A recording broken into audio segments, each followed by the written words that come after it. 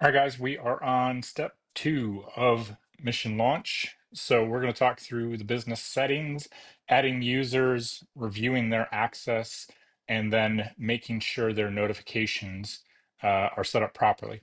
So let's go ahead and get started. If we go down to the bottom left, you're looking for the settings tab.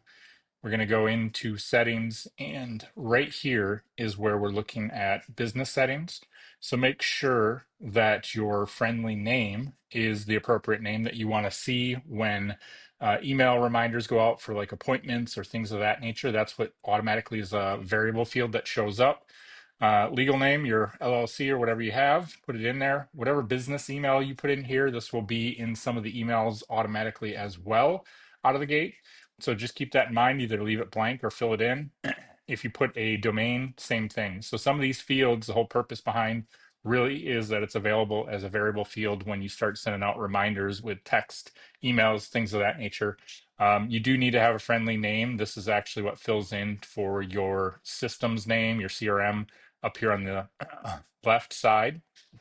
So we do need to have at least a friendly name in there, address, things of that nature, input, and then time zone. Make sure that this is set to the appropriate time zone that you want for scheduling, things of that nature, because that's what's going to base the automations and different things of that nature of when they go out.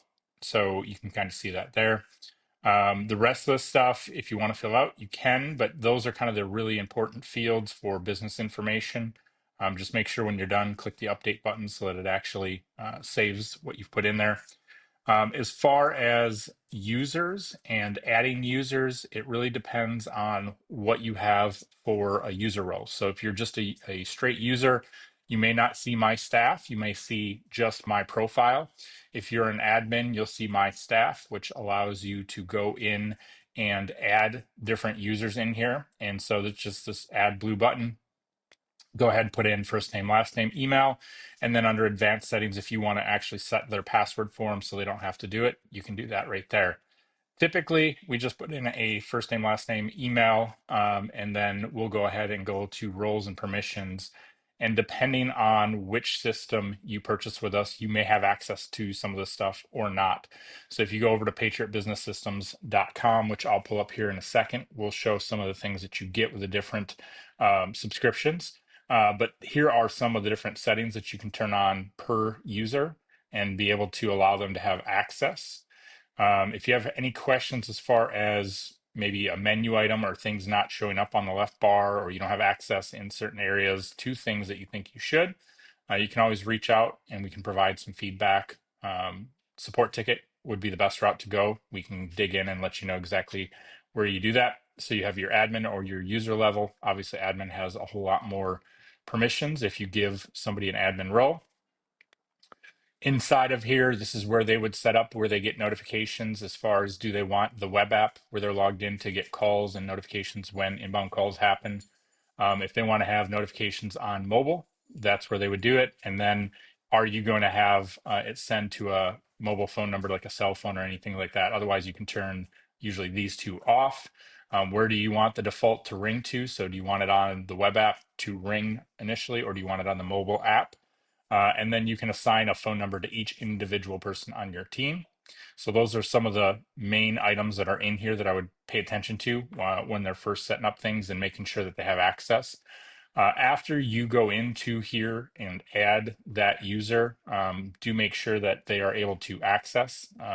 Sometimes, the password, if they have some issues with it, you may have to reset a password or things of that nature.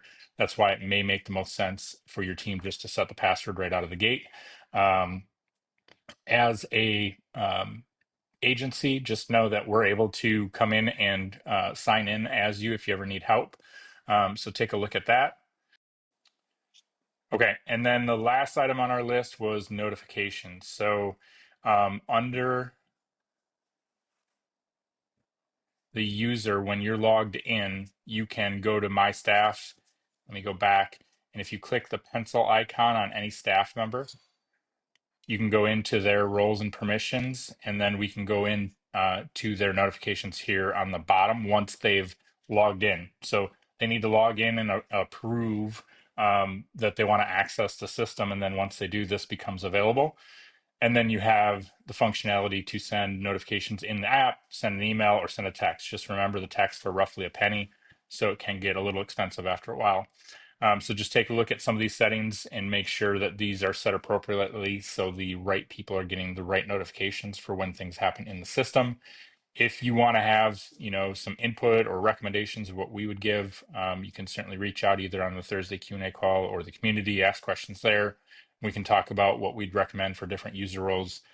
Task notifications, you can go ahead and get a 15-minute, or you can change this to 10 minutes before or 5 minutes before when something's due that they get an email notification.